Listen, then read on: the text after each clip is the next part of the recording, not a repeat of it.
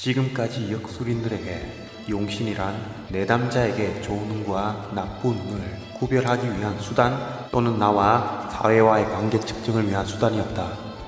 절대적인 좋은 운과 나쁜 운은 존재하지 않는다. 술 마시고 노래하고 춤을 추다가 인연과부 하나 가득 안고 망하네. 발짝 탓하려다가 사주 보아도 보이는 건 모두가 용신뿐이네. 자 떠나자 용신 찾으러. 생극제와 필요 없다 욕심을 타고. 명리학을 배우면 대부분 먼저 눈에 띄는 것이 용신이다. 명리학이 어렵다 보니 쉽게 공부하기 위해 취한 이 사탕 발림 용신. 과연 득이 될까 실이 될까? 용신은 중요하다. 인간이기 때문이다. 만약 무인도에서 혼자 살면 중요하지 않다. 인간이 아닌 동물의 형체로 살면 되기 때문에 오행으로 살아가면 된다. 만약 오행에 생극제와 없이 용신만 보게 되면 흑백 논리에 빠질 수 있다. 좋다 안 좋다. 겨울에 태어났으니 목화가 좋네. 여름에 태어났으니 금수가 좋네. 조후 용신 기준이다. 점보로 가면 단식 판단하여 이렇게 쉽게 얘기해 주는 경우가 있다. 이것을 틀렸다고 말할 수는 없다. 한여름에 태어나 뜨거워 죽겠는데 금생수로 시원한 운이 오면 환경은 편안해질 것이다. 금수의 재물이 불에 타 들어가고 있는데 목화로 펼치고 경쟁하고 여기서 안 되네 하고 다른 데서 펼치고 시작하고를 반복하고 있는데 시원한 운이 도래하면 이제는 열매를 맺어야 할 때가 온 것이다. 그런데 편관으로 작용해서 환경이 막 힘들어지고 겁재로 작용해서 누가 뺏어갈까봐 걱정도 들고 지금 바람 피고 있는 게 들킬까봐 노심초사하고 막. 올해 신축년은 양다리 문어다리 하고 있는 경금 일주들은 좀 불안해할 것이다. 아, 부부끼리 같이 보고 있는가? 절대 이런 눈빛으로 옆 사람에게 힐꺽거리면 안 될 것이다. 여보 난 아니야 라고 하면 안 된다. 여보 나 믿어? 그렇다. 부부에게는 믿음이 최고다. 스마트폰 뒤져보고 하는 순간 번뇌는 시작될 것이다. 그러나 걱정 안 해도 된다. 들키진 않는다. 이렇다면 좋다 나쁘다는 어떻게 구별되어야 할까?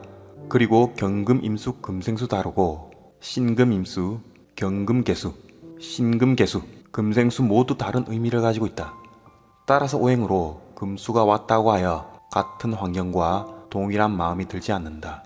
한난조습이라는 마음의 변화도 있고 원국에 어떠한 오행과 생극재화가 이루어지는지 구체적으로 들여다봐야 하는 것이지 용신운이라 해서 무조건 좋아진다면 지금 당장 로또 연금 복권 500원짜리 복권 주식 펀드 투기 야바위 고스톱 직구땡 섰다 포카 라스베가스 강원랜드 디즈니랜드 앞 인형 뽑기 101호 랜드 점백으로 떠나라.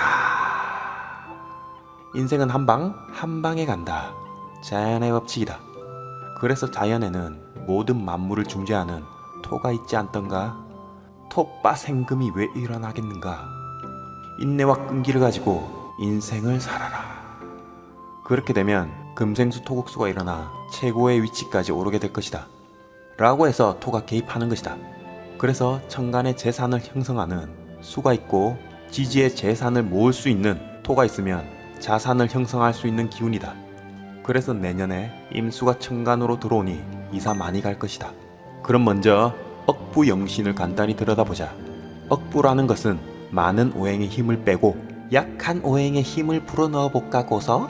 라고 해서 나온 고대 용어인데 사주에 목이 많다면 목의 힘을 극하는 금 또는 목의 힘을 설계하는 화가 좋은 운이니 그땐 고스톱 치러 떠나라 라고 고서에 나와 있다.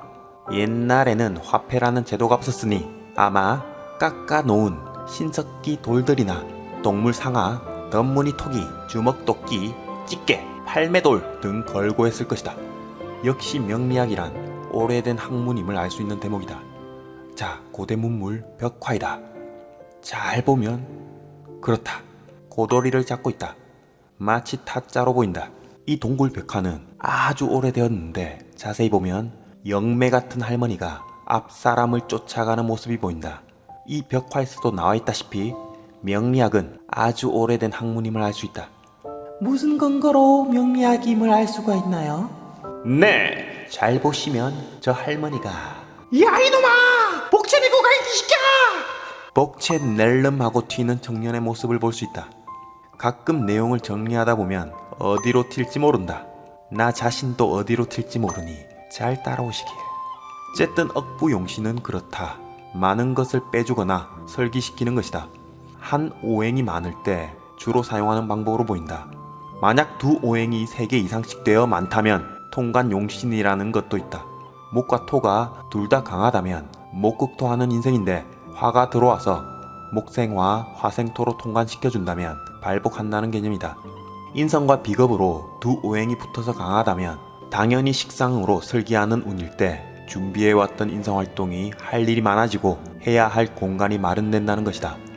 인성과 식상이 강하다면 비겁이 들어오면 지인의 환경을 이용해 할 일이 생긴다는 개념이다. 식상관살의 관계일 때 재성이 들어오면 식상생재, 재생관살로 이어진다. 자연스럽게 빼주거나 연결시켜주기에 운의 고저 없이 자연스러운 운이 된다.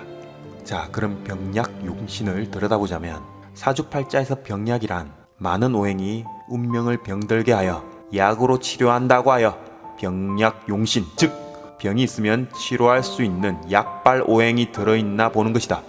물론 운으로 오면 효과를 볼 수 있지만 사주 원국 내에 있는 것이 중요하다. 만약 화일간이 인성인 목이 많을 경우 목을 다스리는 금재성이 있다면 이 금오행이 약발이 되는 것이다. 약발이요? 뉴피디 너무 저급해요. 네, 이렇게 타고났는데 그냥 생긴 대로 살고 있습니다. 병중유구, 병중무구 등 한자는 고사에서 다뤘기 때문에 현대에서는 이를 풀어내고자 하는 방식을 채택하고 있습니다. 따라서 병약용신을 현대용어로 바꾸면 메딕 파워, 억부용신을 현대용어로 바꾸면 백 파워, 워워, 스몰 파워, 빠샤! 조후용신을 현대용어로 바꾸면 I wanna 에어컨 히터, 가습기 제습기. 통관용신을 현대용어로 바꾸면 You tree power and you land power. I'm fire. We are the one. We are the champion. 이것이 유필입니다. 병약 용신을 구체적으로 보면 간목은 수생목이 필요한데 이 수생목이란 사회에서 잘 활용하기 위한 교육 체계를 갖추는 것인데 만약 목이 많아 하나 있는 수가 설기되면 준비 과정이 순탄치 못하거나 학문이나 학업이 경제적 상황과 맞물려 중도하차할 우려가 있는 것이다. 따라서 사주원국에 1차적으로 목을 다스리는 금이 있다면 병약 용신으로 사용하고 금이 없으면 2차로 많은 목을 화로 설계하는 것이다. 여기서 금으로 금생수하고 금극목하여 수를 살리고 목을 제어하고 있는데 화가 또 있으면 화극금하기에 이 화가 또 병이 된다. 또 화를 극하는 수가 약발이 되고 수를 극하는 토가 병이 되고 토를 극하는 목이 약발이 될 때도 있고 병 주고 약 주고 빰할 때 때리고 빨간 약 발라주고 궁디 주차서 미안해 어루만지는데 엉덩이 만졌다고 철컹철컹하고 막 그러한 것이 인생사이다. 그리고 병약 용신의 주장은 이렇다.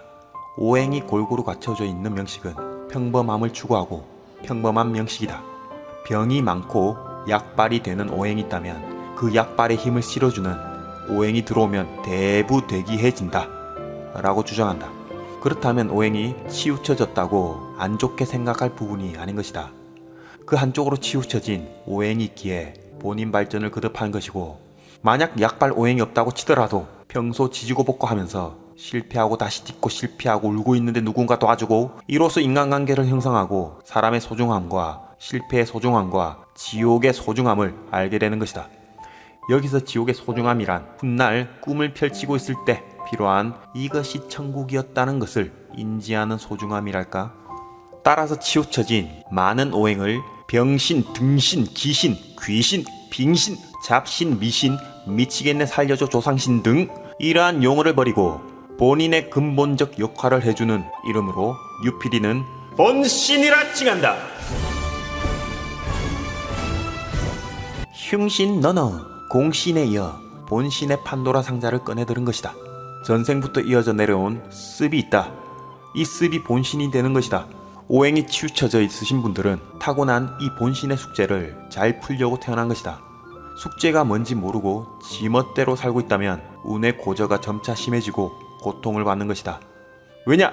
그 풀어야 될 숙제를 못 풀고 있으니 남 탓하고 미워하고 침뱉고 욕하고 투기해서 망하고 다시 남 탓하고 미워하고 침뱉었는데 자기한테 튀었다고 다시 욕하고 남 탓하고 가족들이 미쳤다고 미워하고 침뱉었는데 지나가는 사람 침 맞았다고 싸우고 다시 욕하고 미워하고를 반복하는 것이다. 우주, 지구, 자연이 왜 순환되며 명리학으로 표현해서 사주팔자의 인연이 되어 왜 이 영상을 보게 되는지 잘 생각해 봐야 할 문제이다. 운명을 알면 하늘을 원망하지 않을 것이다. 천명을 알면 스스로를 원망하지 않을 것이다. 전생을 알 길이 없지만 만약 명상으로 본다면 현재 불이익을 원망하지 않을 것이다. 후생을 알 길이 없지만 만약 현재를 깨우쳐 후생을 본다면 현재 타인을 위한 바른 마음의 외면당함이 억울하지 않을 것이다. 결국 자신을 알면 상대를 원망하지 않을 것이다. 마무리를 하자면 아직 안 끝났구나.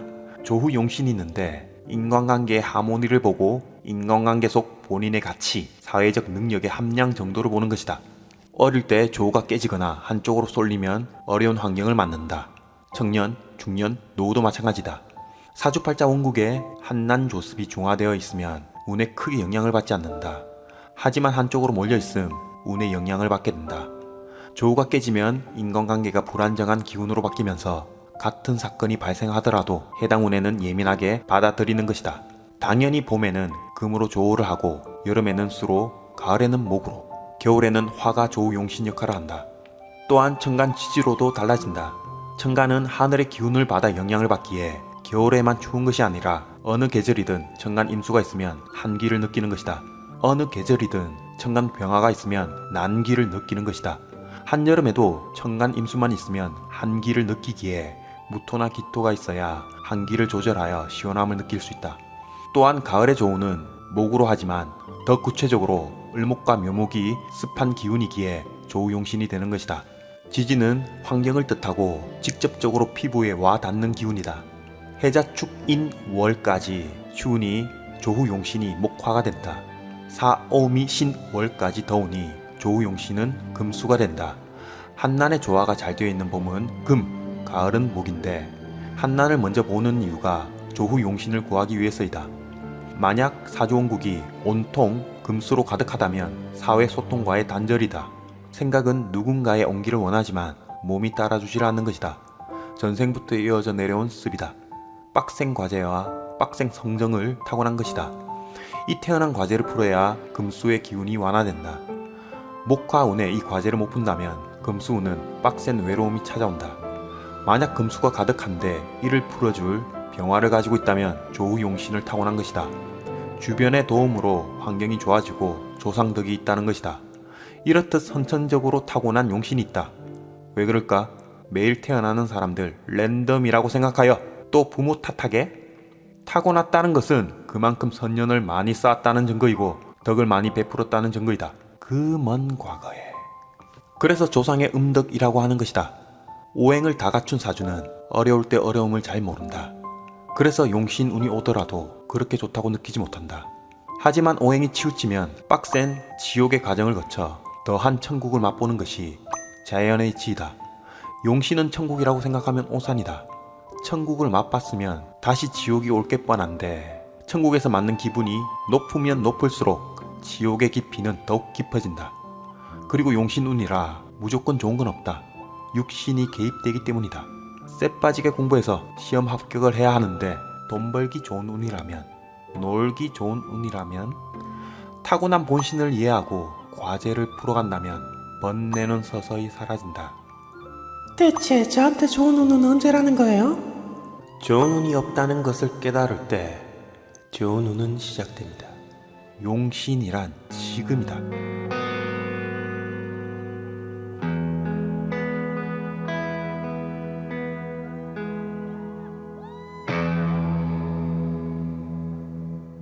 감목을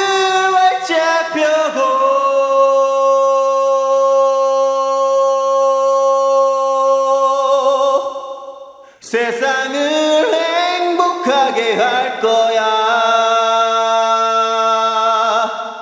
노래하며 명리하는